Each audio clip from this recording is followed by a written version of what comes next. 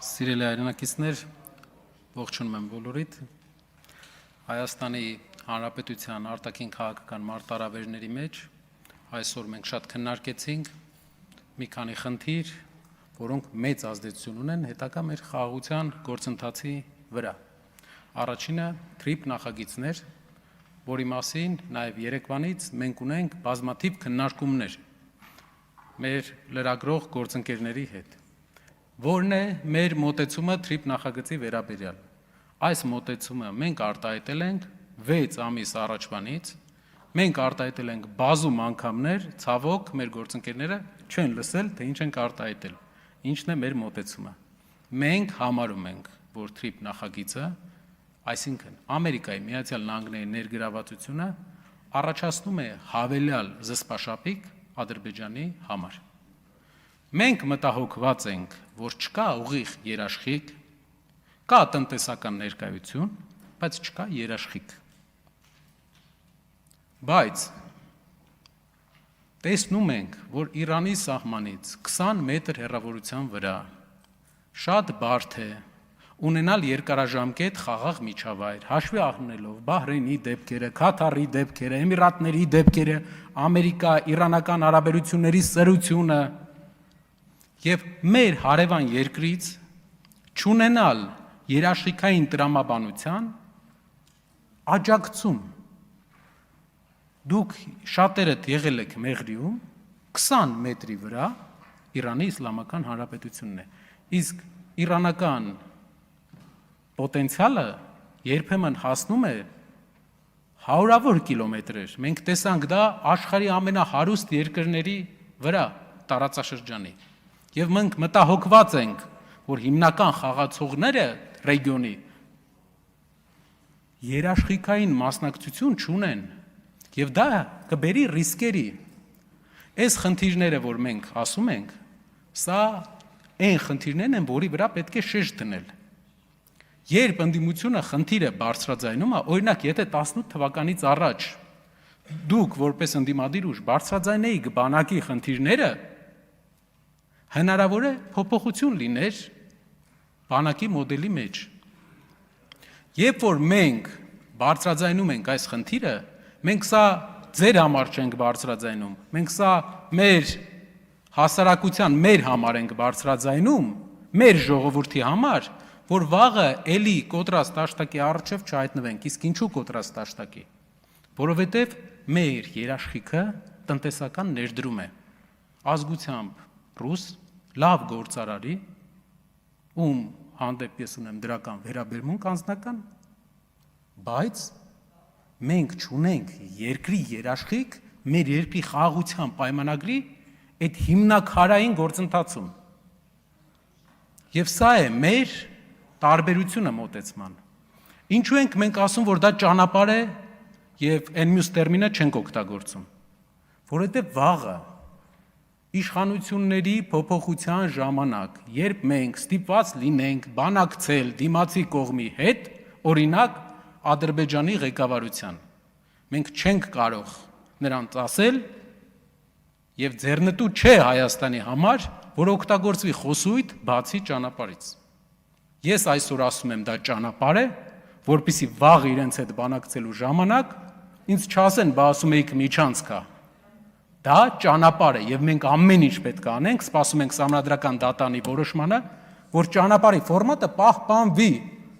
հայկական իրավական գործընթացները պահպանվեն։ Իհարկե, ցանկալի կլիներ, որ 18-19 թվականներին սկսած պրոցեսները, որը բերեց սրան, չհասներ սրան։ Իհարկե ցանկալի կլիներ, որ մենք չտայինք որևէ ճանապարհային ֆորմատ անգամ, բայց մի քանի ստրատեգիական, դիվանագիտական պարտություններ բերել է մեզ այստեղ։ Առաջի պարտությունը եղել է պատերազմի արդյունքում։ Երկրորդ պարտությունը եղել է Միջանցքի, Լաչինի, Միջանցքի հարցում։ Երրորդ պարտությունը մենք հասանք, երբ որ այս անգամ Միջանցքից, անգամ Արցախի բռնազավթումից հետո մեր հարևան երկիրը ամբիցիա տվեց մեր հողին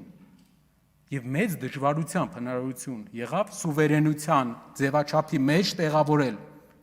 եւ իմանալով մեր հարևաններին, նրանք արդարամիտ մարդիկ չեն, նրանք ամենաժողովրդավար երկիրը չի աշխարհի եւ իմանալով նրանց մենք զգուշացնում ենք մեր հանրությանը, ժողովուրդ քաշելու են մեզ երաշխիքա պետք, հետո չասեն նավը չի գալի, ինքնաթիռը չի գալի, Իրանն է ուրիշ ձև, Արգելի գործընկերներ, լռեք եւ մի միջամտեք։ T90-ը չի գալի, Տիկին Կարապետյան, այո, T90-ը չի գալի, եւ չասեն, եւ այդ իսկ պատճառով մենք այսօր տեսնում ենք մեծ հնարավորություն ունենալ երաշխիքային ավելի լայն բազա։ Դուք վաղ թե ուշ մենք դրան հասնելու ենք, որովհետև դա պայմանագրի շրջանակներից դուրս էլ դու կարող ես ունենալ երաշխիք քո տարածքային ամբողջականության։ Մենք հասնելու ենք մեր տարածքային ամբողջականության երաշխիքի։ Մենք չենք վստահելու Ադրբեջանի նախագահին, ես չեմ կարա իրան վստահեմ, դուք չեք վստահում իրան։ Մի համոզեք մեր ժողովրդին, որ մենք վստահենք իրան։ Մեզ երաշխիքներ ա պետք, եւ դա է մեր մոտեցումը ու երկարաժամկետ խաղաղության միակ առհավատչան։ Ճանապարհից ավել ոչ մի բան չի եւ չի կարող լինել, բայց երաշխիքային բազայի ամրապնդումը անխուսափելի է եւ դա մենք երկարաժամկետ եւ միջնաժամկետ պերսպեկտիվայում տեսնելու ենք դրա լուծումների բանալիները։ Ինչ վերաբերում է ցեղասպանությանը, այսօր մեր գործընկերներից, քանի որ առավոտվանից ենք թողիցների չեմ հիշում ով, բայց մեր ասեց, որ ինչքան գումար է ծախսվել ցեղասպանության համար։ Հա, հարգելիներս, հայ համայնքը, իր կազմակերպչական ամբողջ պոտենցիալով աշխարհով մեկ աշխատելա դրա համար, դա հարյուրավոր, հազարավոր մարդկանց կյանք է։ Դա միավորում է մեր ազգին, դա նպատակ է ու մեր քաղաքական հաղթանակներն է տեղում։ Մեր արտաքին քաղաքական հիմնական մոդելը դա լավ հարաբերություններն են տարածաշրջանի հետ, քանի որ մենք տեսնում ենք, որ տնտեսական զարգացում կա պոտենցիալը լավ հարաբերությունների, երաշխիքների պայմաններում, բայց դա չի կարող լինել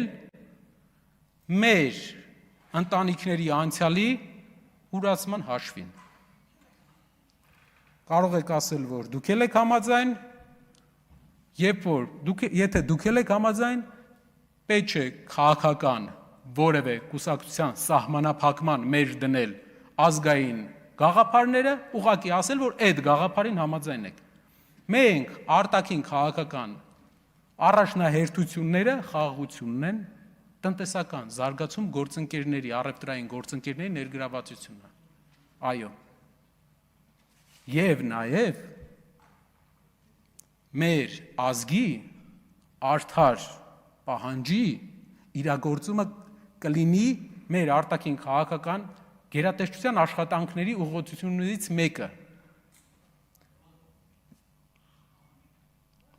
Մեր պահանջը, մեր նախնիների թափված արյան գնահատականն է Թուրքիայի Հանրապետության ղեկավարության կողմից Թուրքիայի նախորդող Օսմանյան կայսրության ժամանակ տեղի ունեցած հայ ժողովրդի կոտորածի համար, հայրենազրկման համար, որի արդյունքում այստեղ նստածների կեսից ավելին մի նախնի ունեն այնտեղ։ Եվ դա չի խանգարում մեզ զարգացման համար, դա օգնում է մեզ իմանալ առաջնահերթությունները։ Տնտեսական մոտեցման մասին կուզենայի տնտեսական քաղաքականության ժամանակ ասել, բայց ցանկանում եմ վստահ լինեք, տնտեսական զարգացում առանց պետական ակտիվ մասնակցության հիմնման փուլում անհնար է, կառավարման մեջ դա կարծում եմ մյուս հնարավորության դեպքում կներկայացնեմ մյուս ելույթի ժամանակ։ Շնորհակալություն։